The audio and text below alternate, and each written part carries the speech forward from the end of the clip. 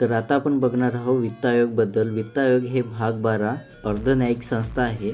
याचं कलम आहे 280. हे दर 5 वर्षांनी राष्ट्रपती नेमतात. त्यानंतर बघा, नियुक्ती हे राष्ट्रपती करतात. सदस्य बघा 1+4 असते. याची पात्रता संसद ठरवते. ठीक आहे. अध्यक्ष हे सर्वोच्च सार्वजनिक व्यवहार अनुभव असलेले असते. त्यानंतर सदस्य हे हायकोर्ट, न्यायपात्रता, वित्तीय बाबींचा समावेश आणि वित्तीय अनुभव प्रदीर्घ असलेल्या व्यक्ती किंवा अर्थशास्त्रातील ज्ञान असलेले व्यक्ती असू शकतात. बघा, कार्यकाळ याचा 5 वर्षे असते.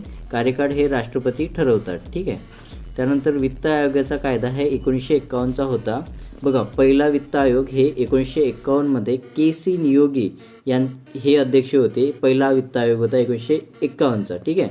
8वा वित्त आयोग होता तेव्हा महाराष्ट्राचे यशवंतराव चव्हाण हे त्याचे अध्यक्ष होते 1988. ठीक आहे. बघा, अहवाल राष्ट्रपती सादर करतात. शिफारशी केवळ सल्ला स्वरूपाचा असते.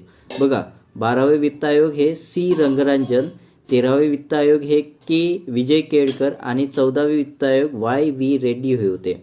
15वे वित्त आयोग हे एन के सिंग हे होते आणि लेटेस्ट 2021 ते 26साठी हे एन के सिंग आणि 16वे आत्ताचे करंट हे अरविंद पानगरे आहे.